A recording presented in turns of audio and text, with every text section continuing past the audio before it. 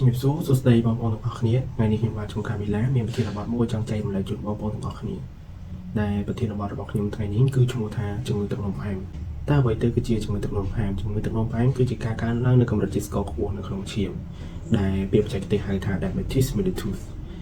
គឺជាភាពមិនប្រក្រតីនៃដំណើរការនៃ metabolic នៅក្នុងសារពាង្គកាយដែលឃើញមានវត្តមានកម្រិតជាតិស្ករខ្ពស់នៅក្នុងឈាមនៅពេលដែលយើងមិនបានមានការព្យាបាលជំងឺនេះគឺបណ្ដាលមកពីមូលហេតុធំៗចំនួន2គឺកង្វះការបញ្ចេញហូម៉ូនអាំងស៊ូលីននិងកង្វះប្រសិទ្ធភាពហូម៉ូនអាំងស៊ូលីនឬក៏ជួនកាលអាចកាត់ឡើងនៅបញ្ហាទាំងពីរខាងលើព្រមគ្នាផងដែរចំពោះជំងឺទឹកនោមផ្អែមមានប្រមាណប្រភេទសំខាន់ចំពោះជំងឺទឹកនោមផ្អែមហ្នឹងគឺមាន3ប្រភេទសំខាន់ទី1គឺជំងឺទឹកនោមផ្អែមប្រភេទ1ដែលជាទូទៅកើតឡើងទៅលើមនុស្សគ្រប់វ័យប៉ុន្តែជាញឹកញាប់គឺកើតឡើងចំពោះកុមារនិងក្មេងជំទង់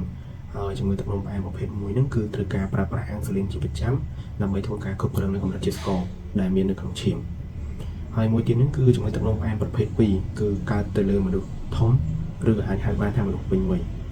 មួយទៀតនោះគឺជំងឺទឹកនោមផ្អែមដែលកើតលើស្ត្រីនៅពេលដែលមានផ្ទៃពោះគឺជាការកើនឡើងនៃកម្រិតជាតិស្ករខ្ពស់នៅក្នុងសរសៃឈាមនៅពេលដែលស្ត្រីមានផ្ទៃពោះបន្ទាប់មកហ្នឹងគឺមានការបាត់ទៅវិញក្រោយពេលស្ត្រីសម្រាប់កូនរួចយើងសង្កេតឃើញថា 90% នៃជំងឺទឹកនោមផ្អែមសប្តាហ៍ថ្ងៃនេះគឺជាជំងឺទឹកនោមផ្អែមប្រភេទ2ពីមួយថ្ងៃទៅមួយថ្ងៃកុមារនិងក្មេងជំទង់កាន់តែច្រើនឡើងមានការកើតឡើងនៅជំងឺទឹកនោមផ្អែមប្រភេទ2នេះផងដែរដោយសារតែកត្តាមួយចំនួនដូចជាកត្តារបបអាហារកត្តា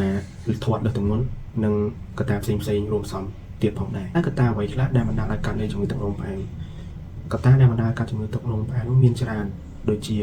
ការធាត់លើសទម្ងន់អាយុកាន់តែច្រើន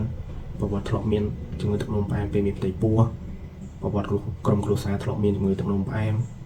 របបអាហារគ្មានសុខុមាលភាពឬការបរិភោគដោយមិនបានត្រឹមត្រូវផងដែរ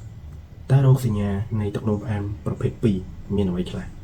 ចំពោះរោគសញ្ញានៃជំងឺទឹកនោមផ្អែមនៃប្រភេទ2នេះគឺមានទី1ស្រែកទឹកខ្លាំងស្ងួតមាត់អស់កម្លាំងដំបៅជាក្រសាស្ពឹកដៃស្ពឹកជើងអង្សាឆ្លងមានរោគលើស្បែកក្នុងករណីដែលបងប្អូនមានរោគសញ្ញាដូចខ្ញុំបានជម្រាបជូនខាងលើសូមបងប្អូនអញ្ជើញទៅពិគ្រោះនិងប្រឹក្សាជាមួយគ្រូពេទ្យបានទាន់ពេលវេលាដើម្បីធ្វើការព្យាបាលនៃជំងឺទឹកនោមផ្អែមសូមអរគុណ